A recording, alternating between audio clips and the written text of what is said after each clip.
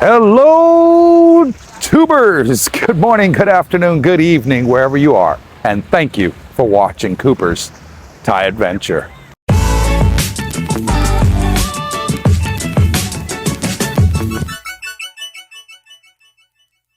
Welcome back. Today, I got a good topic to talk to you about, and it's all about a rainy day fund. What is a rainy day fund? Well, a rainy day fund is about having a backup, a plan B, money in a separate bank account. Now, for those of you that are looking to come over here to retire in Thailand, this is something that I absolutely recommend that you consider, okay? And by the way, I'm walking on Pattaya Beach today. I thought I'd try something a little bit different, so I'm gonna pan the camera around while I talk to you about today's subject. And as you can see, they got all the boats in the water. Jet skis out here. People sunning it up in the sun chairs over here. So it's in full swing. It's starting to get pretty busy out here. Anyways, rainy day funds and why it's important to us. Okay, I've heard a lot of stories of people that I know and people that friends of mine know, and of course I trust my friends, who wouldn't, of foreigners coming over here, and they get excited with the cheap cost of living out here. And they spend a little bit too much, they tip a little bit too much, and they think, oh, what's this, only $5? Well, you do that 50 times a month, and you do the math, so you just spent $250. So, you know, it can really eat into your savings and your life. So I always say, well, I haven't always said, I'm saying it now for the first time actually, is always prepare for the worst. And what I do is I have a separate bank account. So I have my Thai bank account, and I also have my American bank account. And in Thailand, I have two separate bank accounts. I have one in US dollars, and then I also have one in Thai baht. And then, of course, my American bank account's in US dollars. And so I have three separate bank accounts. Now, everybody's always heard of the old attitude, you know. What do I do if I lose my ATM card? You know, I'm sort of screwed. You know, I can't get money out the bank.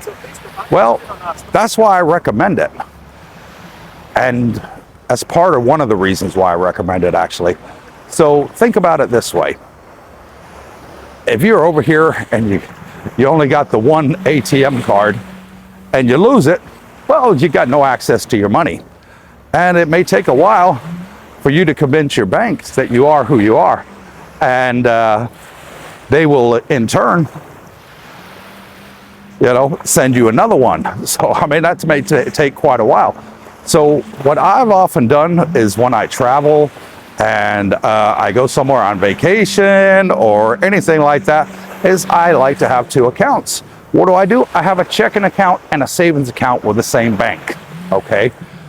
And what that does is most modern banks in the world today have internet banking. And it's very easy on your internet banking to transfer money between your accounts within the same bank. So if all of a sudden you lost your primary bank card and or you needed to get access to money, you can transfer money from your savings account to your checking account, or from your checking account to your savings account, and vice versa. You guys get where I'm going with this, right? So that is always a good backup plan, being able to have multiple cards just in case you lose one. And that is part of the rainy day fund. The other part of the rainy day fund is you get foreigners come out here to beautiful Thailand and again think it's very cheap and everything else, and all of a sudden they've spent all their money. in a couple of years because they're going out partying it up every single day. And I've seen this plenty of times. And you've probably seen plenty of videos, expats going home with their tails between their legs, and at the end of the day, they got nothing. So the best thing to do is, I say, have that savings account, because we all want the best for our retirement. And I know y'all ain't stupid any more than I am. So planning for that retirement, you also need to plan for that emergency. Okay. Say all of a sudden, a immediate family relative or close friend has an emergency back home. They end up in hospital for some reason or another. And you absolutely need to go back. Well, if you're coming over here on a pension that only sustains what you need over here to have a very good retirement, then you need to have that rainy day fund, especially if you're living to your limits. And that should be a fund that you put away in a savings account in your home country. Okay, I recommend putting it in your home country, because you're going to earn a lot more interest on your home country than you are here in Thailand.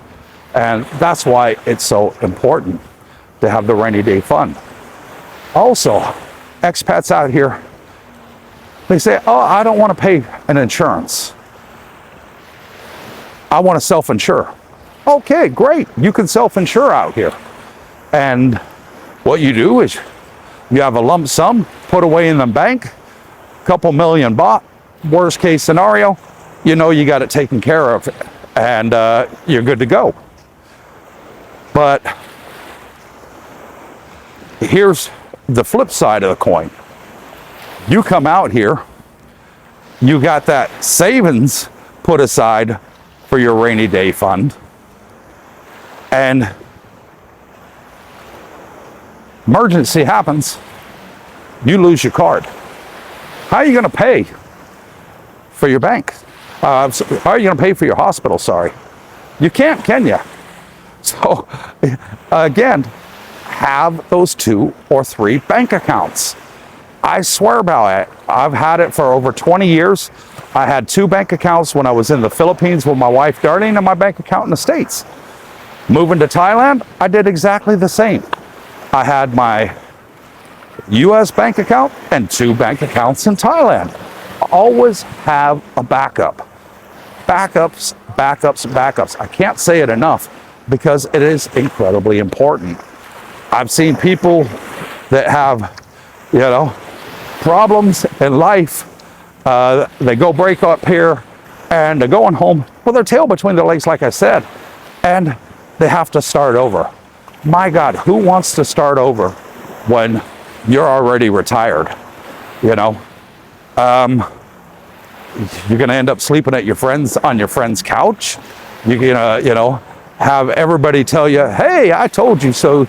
I knew that if you went to Thailand, you'd lose all your money, or you went to Philippines, or you went to Indonesia or Malaysia, Vietnam, whatever Asian country you choose out here for your retirement. And I just want to give you this advice, because I've seen it so many times happen. And it's a topic that I've been wanting to talk about for a very long time. Consider all options. Now we all know the additive, hope for the best, expect the worst. Well, the same in your retirement. I want everybody to have the best possible retirement when they come here to Thailand, and I want you to enjoy yourself, but know your limitations. Like going in a casino back in the States or your home country. You're only going to play with as much money as you can afford, right? You're not going to bet your house and then all of a sudden be homeless. Well, I hope not anyways. Some people have, I know that. But hopefully the subscribers on our channel tend to be a little bit more intelligent than that. And like I said, always have a contingency plan. And it's something that you need to consider. Another thing is when you come out to Thailand and you want to get involved with a Thai lady, have a romantic relationship with her, one thing that I often hear is, oh, she fleeced me for all I got, and I got nothing, and I got to go home broke. But then I'm the sort of person, I know there's two sides to a coin, and there's two sides to a story. And when these people do that and you end up talking to their friends that are still here enjoying the good life, they tell you the truth. They say, hey man, that guy was an idiot. He went out and met this girl, and he can only just about support himself. And he told her, I want you to quit your job and come live with me. Well, here's the problem with that for this guy, is he didn't realize that that girl, that woman, that he told to come live with him, she was the family's breadwinner, okay? And by her quitting her job, she's now got to rely on him to be the family's breadwinner. And people get older, people have medical problems. We all know that. So what this guy did is he got the girl to quit her job, and she had a very good job, by the way. And it's very difficult for me to tell this story without giving too much details that you guys are going to figure out what I'm talking about and who I'm talking about, because I do believe in discretion in YouTubesville. So bear with me, I'm trying to put this right for you. And anyways, she had a family emergency. Okay. Now, he had bought her some nice stuff, some jewelry, you know, a nice watch, a nice necklace, you know, things like that. And she went and asked him for some money, said, hey, you know, so-and-so in my family, again, without going into too much detail, I apologize, folks, is got a medical problem. I need some money. And he's like, hell, I ain't got the money. You know, I can barely take care of me and you. That's all I got. And then an argument ensued. And anyways, what happened was the argument got overheated, okay? She believed the stories that he was telling her, you know, oh yeah, I'm good, you know, I got money here, I got money here. And he was playing what I like to call the big furlong. And you probably heard this before in one of my other videos that I made quite some time ago, but we got a lot of new subscribers since then. So I'm just gonna touch on this lightly. And anyways, what he did was he hurt her, and that he took her away from her job. She ended up losing face in front of the family, and she attacked him, okay? She hit him with a beer bottle upside his head, and then took the gold that he gave her, that he bought her for her birthday and Christmas present, stuff like that, you know, anniversary, whatever the case might be. I know they were together for a few years. And anyways, she took them and she pawned them. She sold them. All right. And anyways, he's then left with a medical bill and quite a lot of stitches in his head. And she left him cold, because she wanted to take care of her family. And he made a mistake of trying to be bigger than what he was. And I do say on my channel quite a lot that be honest with these girls out here, these women, and say, hey, you know, I'm not rich, but I do have enough money to take care of myself and to take care of you, but I can't take care of your family. So I know you're supporting your family. I'm going to help you, but I'd really appreciate it if you kept your job and support your family, because I can't afford to, but I'll make sure you and I have a good life. And they'll respect you for it, you know. They will be like, okay, he's being honest. I understand that. I don't have a lot of money either.